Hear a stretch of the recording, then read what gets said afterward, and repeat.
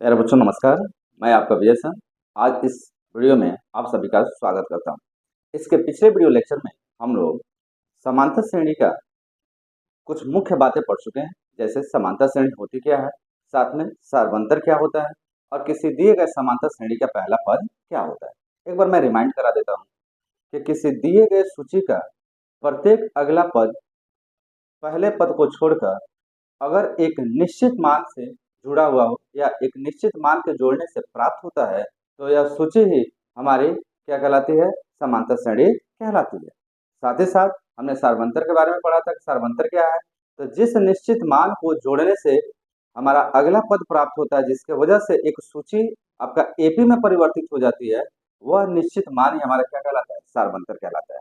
और किसी एपी का जो सबसे पहला आपका संख्या या एपी जिस संख्या से आरंभ होती है वह संख्या हमारी क्या कहलाती है, पहला पद कहलाता है। ये तीन बातें हमने मुख्य रूप से क्या किया है, पिछले क्लास में पढ़ चुका है। साथ ही में हमने किसी एपी का व्यापक मान के बारे में पढ़ा था कि व्यापक मान क्या होता है। तो आप बड़े अच्छे से जानते हैं किसी एपी का व्यापक मान पहला पद, दूसरा पद, तीसरा पद, चौथा पद, पांचवा पद ऐसे करके होता है। पहला पद में ए, दूसरे पद में ए प्लस डी, तीसरे पद में ए प्लस टू डी, चौथे पद के लिए ए प्लस थ्री डी, पांचवें पद के लिए ए प्लस फोर डी, ऐसे ही आगे क्या होता जाता है, बढ़ता जाता है। तो चलिए इसी को आधार बनाते हुए और आज हम क्या कर रहे हैं, आरंभ कर रहे हैं प्रश्नावली 5.1 समांतर श्रेणी का, जिसका सबसे पहला प्रश्न है। पहला प्रश्न जो हमारा है वह मौखिक प्रश्न है और मौखिक प्रश्न के बिहाफ पे यहाँ आपसे पूछा गया है कि जो स्थिति दी गई है उस स्थिति के आधार पर जो आप सूची प्राप्त करोगे वह सूची क्या आपका एपी है कि नहीं। बड़ा सिंपल सी बात है, अगर एपी होगा तो बहुत साधारण सी बात है कि सारे सार्वंतर आपस में क्या होंगे, बराबर होंगे। अगर एपी नहीं होगा तो सार्वंतर बराबर नहीं होंगे। ऐसा क्वेश्चन ऑलरेडी हम लोग पहले कर चुके हैं। चलिए आरंभ करते हैं बिना देरी किए हुए। क्या कह रहा है, कह रहा है कि निम्नलिखित स्थितियों में से किन स्थितियों में संबंध संख्याओं की सूची एपी है और क्यों। आपको यह बताना है कि दिए गए दिए गए स्थितियों के आधार पे ऐसी कौन सी स्थिति है जिससे प्राप्त सूची एपी है और क्यों है, दोनों बात बतानी। अगर सूची है, सूची एपी है तो आपको उसका कारण भी बताना है। अगर सूची एपी नहीं है तो फिर कोई कारण बताने की जरूरत नहीं है। चलिए आरंभ करते हैं। इसका जो यह हमने लिया है यह इसका पहला भाग। अब इसका सॉल्यूशन कैसे करेंगे हम लोग, इसका हल कैसे निकालेंगे तो समझते हैं। कह रहा है कि प्रत्येक किलोमीटर के बाद का टैक्सी का किराया, जबकि प्रथम किलोमीटर के लिए किराया 15 रुपया और प्रत्येक अतिरिक्त किलोमीटर के लिए किराया क्या है, 8 रुपया। ऐसे समझिए, जैसे मान लीजिए यह एक पथ है और यहाँ एक कोई टैक्सी है,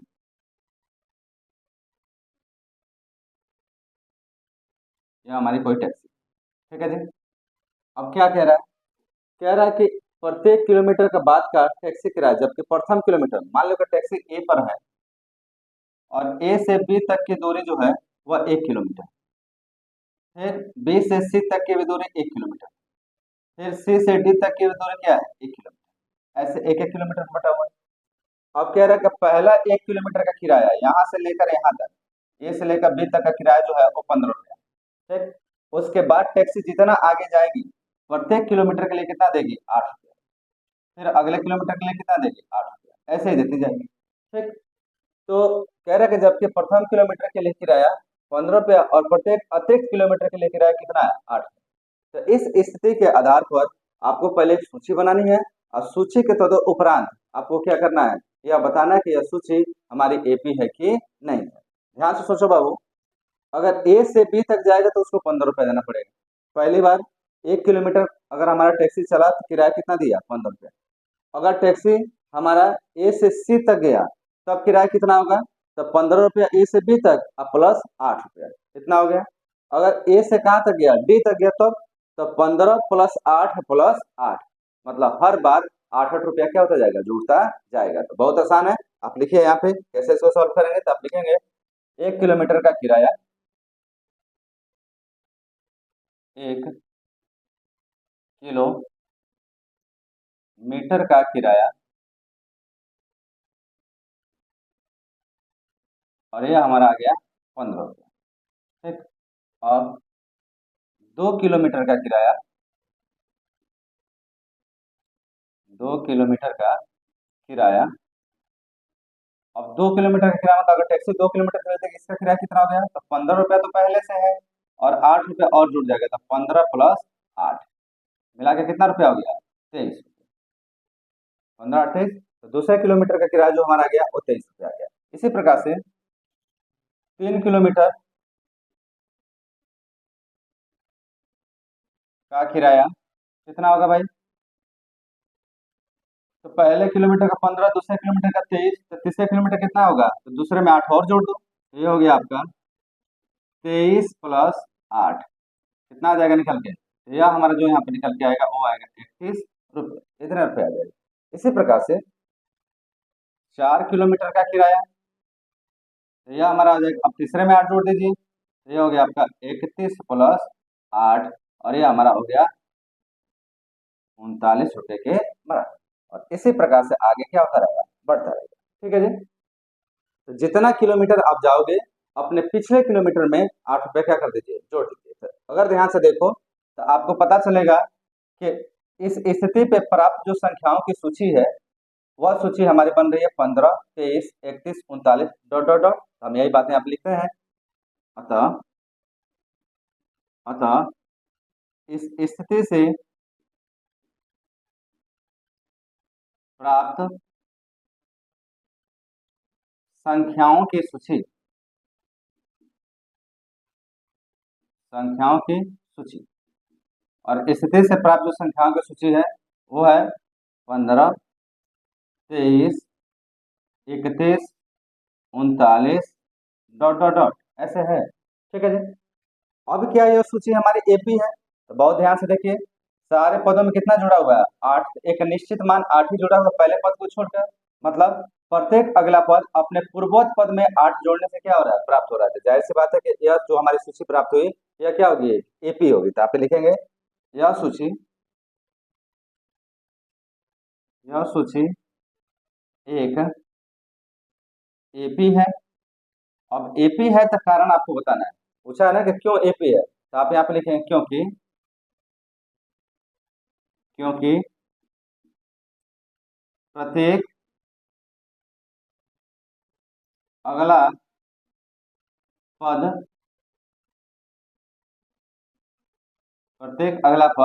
पिछले पद में 8 जोड़ने से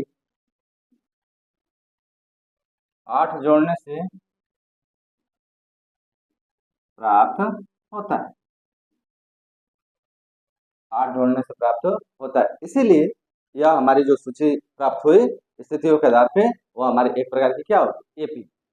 उम्मीद करता हूँ कि आपको समझ में आ गया होगा, आसान है, कुछ खास इसमें नहीं है। तो आप चले इसे नोट करें। अगर आपको ये वीडियो पसंद आया तो कम से कम लाइक करें, साथ में अपने दोस्तों को क्या करिए, फटाफट अपने दोस्तों को शेयर करिए, जिससे दोस्तों को भी ये बात पता चले कि हाँ भाई नई सीरीज हमारी आ गई। चले नोट करें, फिर हम इसका दूसरा भाग कराते हैं।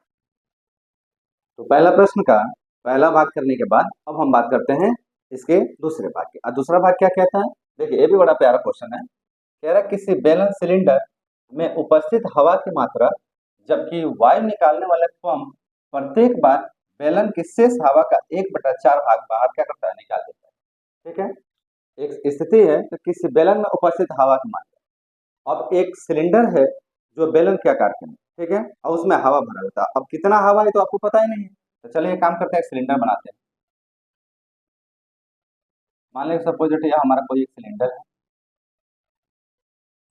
और इस सिलेंडर में हवा भरा, ठीक है, कितना हवा भरा नहीं पता, तो हमने मान लिया इसमें कुल हवा की मात्रा कितनी है, ये है, अपने पास से मान लो। अब यहाँ पे मान लो कि एक कोई पंप लगाया गया है,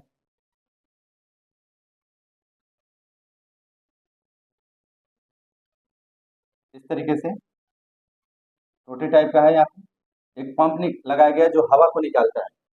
तो कह रहा है कि जबकि वायु निकालने वाला पंप, ये कोई पंप है, प्रत्येक बार बैलन की शेष हवा का, अब जितना इसमें हवा होगा उस हवा का मैंने जो हवा बचा हुआ होगा एक बार निकालने में या पहली बार, जैसे पहली बार निकाला, पहली बार हवा आपने मान लिया भी है, जब 1/4 निकाला गया, कह रहा है कि जितना शेष हवा का 1/4 भाग बाहर निकाल देता है, तो पहली बार भी था तो दूसरी बार कितना हवा बचेगा, तो भी तो पहले से था ही।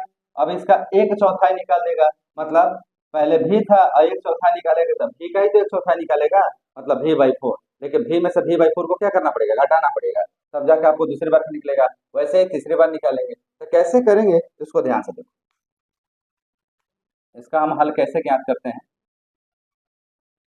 सर्वप्रथम तो मान लेते हैं कि बेलन में कितना हवा है। हम यहाँ लिखेंगे माना माना बेलन में कुल हवा की मात्रा, कुल हवा की मात्रा। और पहली बार मान रहे हैं तो हमने इसको मान लिया, पहला पद है तो A1, और A1 का मान हमने कितना मान लिया, v के बराबर। ठीक है जी। अब दूसरे कह रहे हैं कि पहली बार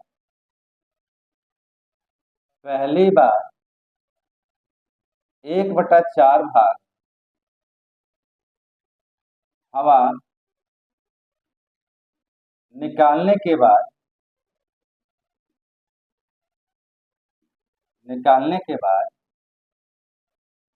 शेष हवा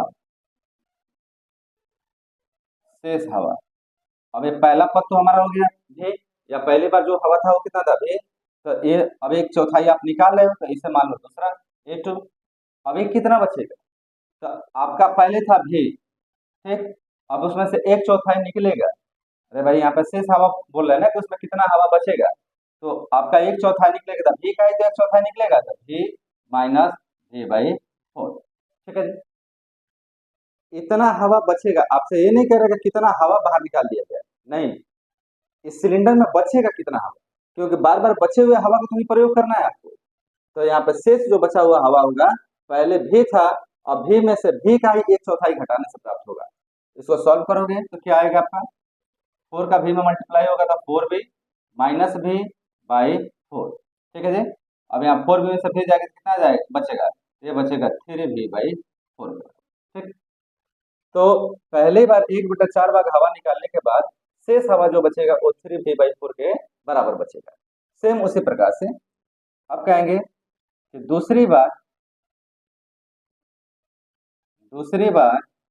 शेष, अब यहाँ पे ध्यान रखना, शेष का 1/4 भाग हवा निकालने के बाद शेष हवा, और ये हमने मान लिया A3, तो A3 का मान अब क्या होगा, तो शेष कितना पहले बचा हुआ था 3v/4, और इसी का अब एक चौथाई निकलेगा तो 3v/4 इंटू 1/4, एक चौथाई इसका निकलने वाला। अब सॉल्व करो इसे, तो ये हो गया हमारा 3v/4 माइनस 3v/16, एलसीएम लोगे तो नीचे तो आ जाएगा 16, और 4 से भाग दो, 4 4 कितना हो जाएगा 12v माइनस 3v। अब इसको सब्ट्रैक्ट करोगे तो कितना आ जाएगा, 12 में से 3 जाएगा कितना बचा, 9v/16। ठीक, इतना ही। अब इसी प्रकार से हर बार होगा, जितना बचा हुआ उसका एक चौथाई उसमें से क्या कर दीजिए, घटा दीजिए। तो हम यहाँ पे लिखेंगे कि उपरोक्त स्थिति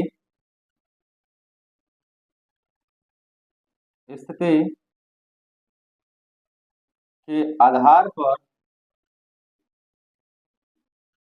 प्राप्त सूची A1 is v, A2 3v/4, A3 तो 9v/16 डॉट डॉट डॉट, ऐसे आएगा। ठीक, अब क्या ये स्थिति के आधार पर प्राप्त संख्याओं की जो सूची है यह हमारी एक एपी है। वैसे तो अगर हम ध्यान से देखें तो इसमें से v/4 घट रहा है, तो यहाँ कितना घट रहा है 3v/16। इसका मतलब जो निश्चित मान घट रहा है या जुड़ रहा है वो एक समान नहीं है। तो जाहिर सी बात है एपी तो नहीं है, लेकिन भाई वर्बल में कह तो सकते हो, लिखोगे कैसे, गणितीय भाषा में कैसे लिखोगे, तो उसके लिए आप निकालिए सार अंतर।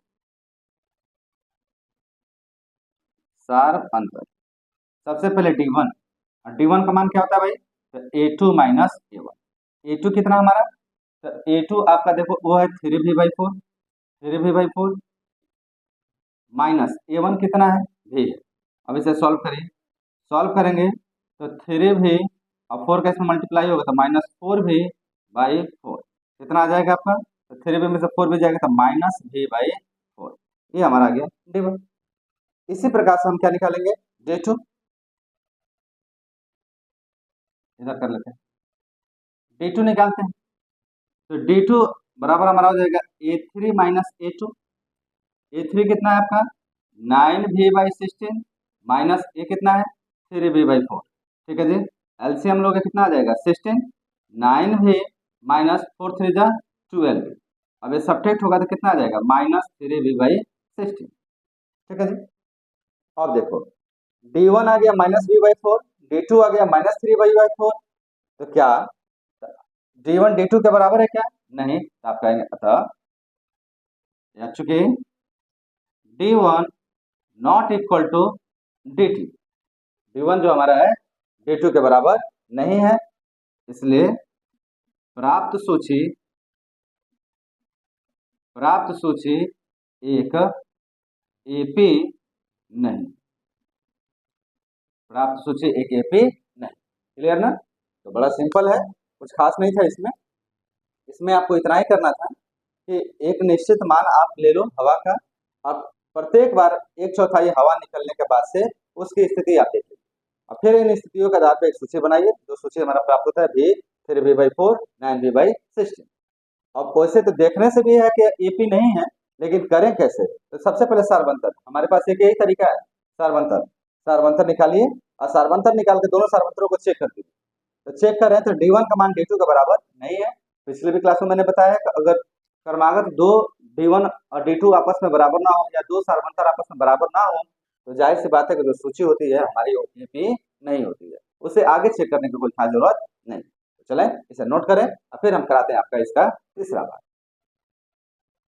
तो पहला का दूसरा भाग करने के बाद अब हम बात करते हैं इसके तीसरे भाग की। और तीसरा भाग इसका बहुत शानदार है, बड़ा बढ़िया सा क्वेश्चन है। देखिए क्या कहता है, कह रहा है कि प्रत्येक मीटर की खुदाई के बाद एक कुआं खोदने में आई लागत, जबकि प्रथम मीटर खुदाई की लागत 150 रुपया है, और बाद में प्रत्येक मीटर की खुदाई की लागत कितनी है 50 रुपया बढ़ती जाती है। जैसे मान लीजिए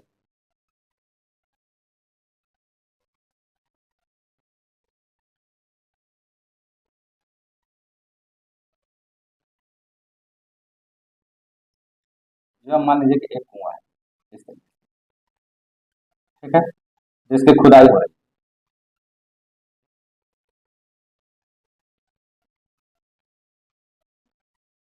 है, इसकी खुदाई खुदाई हो रही है, खुदाई हो रही है। अब कह रहा है कि शुरू का अगर 1 मीटर आप खोदते हो तो आपको 150 रुपये देना पड़ता है, ठीक है। फिर अगला 1 मीटर जब खोदते हो तो प्रत्येक 1 मीटर पे आपको कितना देना पड़ता है 50 रुपये अधिक देना पड़ता है। फिर अगला 1 मीटर खोदोगे तो 50 रुपये, फिर अगला 1 मीटर खोदोगे तो 50। तो सिंपल है, प्रत्येक अगला मीटर की खुदाई में जो लागत आएगी वो अपने पूर्ववत लागत से 50 रुपये क्या हो जाएगी अधिक हो जाएगी। तो बड़ी सिंपल सी बात है, आप लिखें पहले मीटर खुदाई की लागत। कैसे आप सॉल्व करोगे इसको, इसका हल देखिए, आसान है, कुछ भारी नहीं है। आप यहाँ लिखें पहले मीटर की खुदाई, पहले मीटर की खुदाई खुदाई की लागत अब पहले मीटर खुदाई की लागत कितना है भाई, तो वह है 150। इसी प्रकार से दूसरे मीटर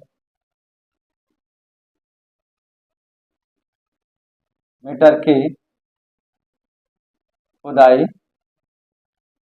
की लागत, और दूसरे मीटर खुदाई की लागत 50 रुपये बढ़ जा रही है। तो पहला था हमारा 150, और 50 रुपये और बढ़ा दो तो यह हमारा निकल के कितना आ जाएगा 200, ठीक है जी। मतलब 2 मीटर खुदा है अगर हुआ तो उसका लागत कितना लग जाएगा 200 रुपये। उसी प्रकार से तीसरे मीटर की खुदाई की लागत, ये कितना हो जाएगा भाई, 2 मीटर तक 200 रुपया लगा है, तो तीसरे मीटर में 50 रुपये और बढ़ेगा, तो 200 प्लस 50 कितना हो गया 250, 250। उसी प्रकार से चौथे मीटर की खुदाई की लागत, 3 मीटर तक अगर 250 रुपया लगा है तो चौथे मीटर 50 रुपये और बढ़ेगा, और ये हो जाएगा आपका 250 प्लस 50 मतलब कितना रुपया आ गया 300 रुपया, 300 रुपीज आ गया, ठीक है जी।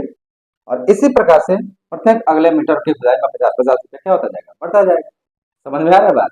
अब ध्यान से देखो, अब ये जो खुदाई किया गया है और मीटरों के आधार पे जो हमारी संख्या प्राप्त हुई है, वो संख्या एक है 150, एक 200, एक 250 और एक 300। मजे की बात है कि 300 अपने पिछले में से 50 जोड़ने से प्राप्त हुआ है, 250 अपने पिछले में 50 जोड़ने से प्राप्त हुआ है, 200 अपने पिछले में 50 जोड़ने से क्या हुआ है, प्राप्त हुआ है। तो देखिए सब में एक निश्चित मान जुड़ रहा है, इसका मतलब है कि इस स्थिति से प्राप्त जो संख्याओं की सूची होगी वो क्या होगी, एपी होगी। क्यों? क्योंकि इसका प्रत्येक अगला पद अपने पिछले पद से 50 जोड़ने से क्या हो रहा है, प्राप्त हो रहा है। तो आप यही बात यहाँ पे लिखेंगे, इस स्थिति से प्राप्त संख्याओं की सूची, संख्याओं की सूची, और ये सूची हमारी क्या होगी, ये होगी 150, 200, 250, 300, ऐसे डॉट डॉट डॉट। अब आप क्या कहोगे, आप कहोगे यह सूची, देयरफॉर यह सूची एक एपी है। क्यों एपी है? क्योंकि क्योंकि प्रत्येक अगला पद, क्योंकि प्रत्येक अगला पद पिछले पद में 50 जोड़ने से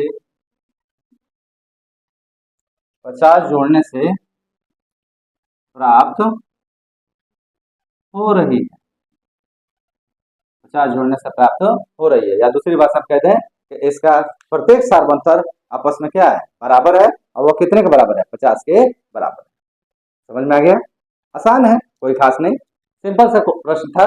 तो आप इस तरीके से इसका आपने क्या कर लिया, तीसरा प्रश्न का हल ज्ञात कर लिया। कैसा लगा वीडियो, एक बार लाइक करके जरूर बताइए। प्रेजेंटिंग तो बताओ भाई, सारे लोग कितने लोग प्रेजेंट हैं। साथ में मैं आप लोग से हर वीडियो लेक्चर में अनुरोध करता हूँ कि अपने अधिक से अधिक दोस्तों को क्या करिए, शेयर करिए, उन्हें इस चैनल से जोड़िए कि आपके साथ साथ उनकी भी पढ़ाई क्या हो सके, संपन्न हो सके। जो भी वीडियो आता है अगर आपके लिए हेल्पफुल है तो आप उसके लिंक को अपने दोस्तों में जरूर शेयर करने का क्या करें, प्रयास करें। चले नोट करें। और फिर अब इसका बचता है एक लास्ट भाग, चौथा, तो हम चौथा देखने का क्या करते हैं, प्रयास करते हैं। तो क्वेश्चन नंबर 1 का 3 भाग करने के बाद अब आता है इसका लास्ट भाग, और चौथा भाग हम देखते हैं चौथा क्या कहता है। और आज इस वीडियो लेक्चर में हम लोग यहीं तक क्या करेंगे, सीमित करेंगे, और फिर जो नई सीरीज आएगी उस नई सीरीज में हम लोग क्या करेंगे बाबू, इसका अगला भाग लेके आएंगे, प्रश्न नंबर 2 से आरंभ करेंगे, ठीक है। और उसमें अधिकतम क्वेश्चन करने का प्रयास करेंगे। एक वर्बल क्वेश्चन था इसलिए थोड़ा वीडियो लेक्चर छोटा हो सकता है, छोटा होगा लेकिन कमाल का होगा। एक कंसेप्ट एक जगह आपका सीमित होगा, फिर अगला जो कंसेप्ट होगा हम उसको अगले लेक्चर में लाने का क्या करेंगे, जल्दी प्रयास करेंगे। चलें देखते हैं क्या कहता है। कहता है कि खाते में प्रत्येक वर्ष का मिश्र धन, इस बार बैंकिंग संबंधित यहाँ पे प्रश्न है, मिश्र धन, जबकि 10,000 रुपए की राशि पर 8% वार्षिक दर से चक्रवृद्धि ब्याज पर क्या होती है, जमा की जाती है। मान लीजिए एक कोई व्यक्ति है, मान लो रामू नाम का एक व्यक्ति है, वह 10,000 रुपया ले जाके क्या करता है, बैंक में जमा करता है 8% की दर से, और कैसा ब्याज के रूप में, चक्रवृद्धि ब्याज के रूप में, ठीक है। तो अब इसके आधार पे आपको बताना है कि प्रत्येक वर्ष उसका ब्याज कितना निकल के आएगा, और उसके आधार पे, इस स्थिति पे हमारी सूची क्या प्राप्त होगी, और जो सूची होगी क्या एपी होगी क्या, तो थोड़ा समझने का प्रयास करते हैं, बड़ा आसान है। हल देखिए, थोड़ा कुछ चीजें ऐसी हैं कि जो आपको कक्षा 10 में पहली बार पढ़ने को आएगा, क्योंकि इससे संबंधित कक्षा 8 में या 7 में प्रश्न दिए गए हैं, लेकिन वो चीजें चूंकि पुरानी हो गई है तो आप भूल गए होंगे, लेकिन उसका प्रयोग यहाँ पे आता है। क्या है देखो, कह रहे खाते में प्रत्येक वर्ष का मिश्रधन, आपको प्रत्येक वर्ष का मिश्रधन बताना है, जबकि इतना रुपया जमा, तो जो जमा होता है उसको कहते हैं मूलधन। क्या कहते हैं भाई उसे, मूलधन। तो मूलधन हमारा कुल कितना है, तो मूलधन हमारा 10,000 रुपया, इतना खाते में क्या हुआ, जमा। किस राशि से जमा हुआ, वार्षिक दर से, तो यह हमारा 8%, तो ये हो गया हमारा दर, तो दर हो गया हमारा 8%, इस दर से क्या हो रहा है, जमा हो रहा है, ठीक है। अब कह रहा है कि खाते में प्रत्येक वर्ष का मिश्रधन निकालिए, तो आप सबसे पहले काम करो, पहले वर्ष का मिश्रधन निकालो। आप लिखो पहले वर्ष का मिश्र धन, और पहले वर्ष का जो मिश्र धन निकल के आएगा वो हमारा पहला पद होगा A1। और मिश्र धन का फार्मूला क्या होता है भाई? तो मिश्र धन का जो हमारा फार्मूला होता है वो होता है मूलधन, चाहे मैं इधर कहीं साइड में लिखवा देता हूं, आपको ध्यान से देखिएगा। यहाँ पे मैं, क्योंकि मिश्र धन बराबर होता है मूलधन गुणे 1 प्लस दर बटा 100 टू द पावर समय। ये हमारा फार्मूला है, ठीक है जी। मिश्र धन बराबर क्या होता है? मूलधन गुणे 1 प्लस दर बटा 100 और टू द पावर कितना? समय। तो हम ये निकाल रहे हैं पहले वर्ष का मिश्र धन। तो मूलधन कितना है हमारा? 10,000। 10,000 गुणे हमारा क्या आएगा भैया?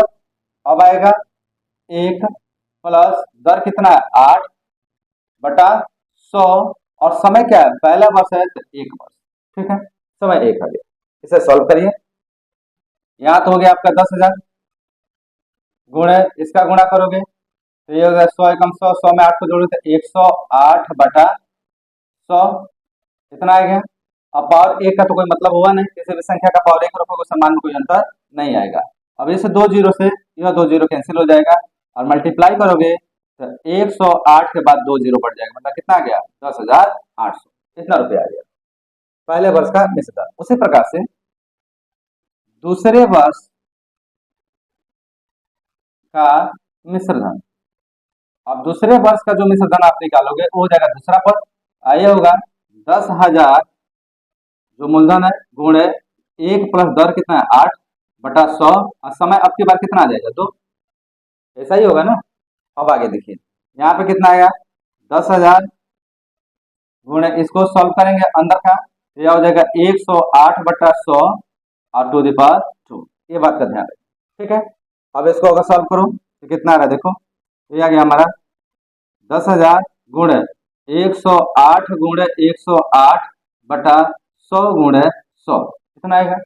अब 2 जीरो से 2 जीरो कैंसिल, इस 2 जीरो से ये 2 जीरो कैंसिल, और 108 का जब हम वर्ग करेंगे तो यह हमारा निकल के आ जाएगा 11,640। यहाँ पे आ गया 11,640, इतना आ गया, ठीक है। तो ये आ गया दूसरे वर्ष का मिश्र धन। इसी प्रकार से हम क्या करते हैं? तीसरे वर्ष का निकालते हैं। तीसरे वर्ष का मिश्र,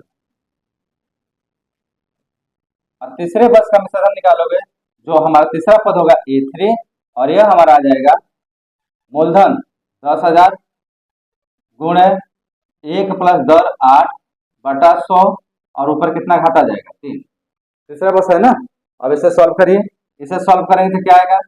10,000 तो ये हो गया गुणे 108 बटा 100 और टू द पावर कितना हो? 3, इतना आ गया। अब इसे अगर हम सॉल्व करें तो ये हो जाएगा 10,000 गुणे 108 गुणे 108 गुणे 108 और नीचे आ गया 100 गुणे 100 गुणे 100, ठीक है जी। 2 जीरो से 2 2 जीरो 1 2 जीरो 1 4 जीरो आपका कैंसिल। ऊपर का अगर 108 का होल क्यूब करके अगर हम 100 से भाग दें तो ये हमारा लगभग लगभग आएगा 12,511.2 के बराबर, इतने के आसपास में आप कर लीजिएगा सब, नियर अबाउट इतना ही आएगा, ठीक है जी। तो अब इसी प्रकार से हम चौथा पांचवा सब करेंगे। अब देखो इस स्थिति के आधार पर प्राप्त हमारी संख्याओं की जो सूची वो क्या है, तो हम लिखेंगे इस स्थिति के आधार पर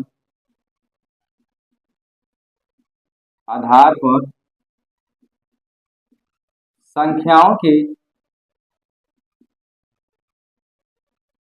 प्राप्त सूची।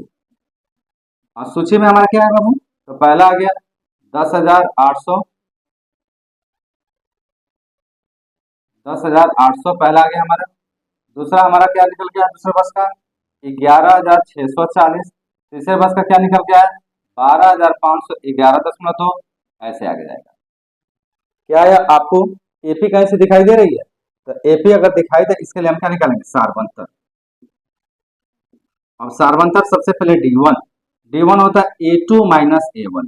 A2 कितना? 11,640 माइनस 10,800, घटाओगे तो कितना आ जाएगा? ध्यान से देखिए, 0 में से 0 गया 0, 4 में से 0 गया 4, 6 में से 8 नहीं जाएगा 16, 16 में से 8 गया 8, और यहाँ बच गया 0 तो 0, ठीक है 840 रुपये।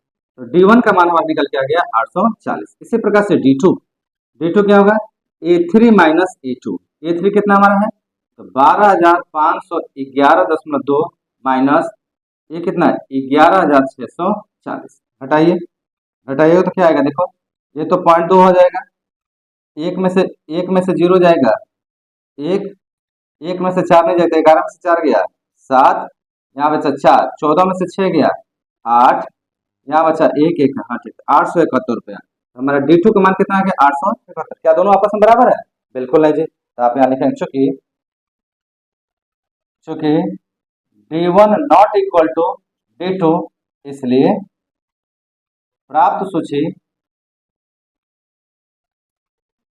सूची एक AP नहीं, इसलिए प्राप्त सूची एक AP नहीं। क्लियर है, देखें कितना आसान, कितना सिंपल है।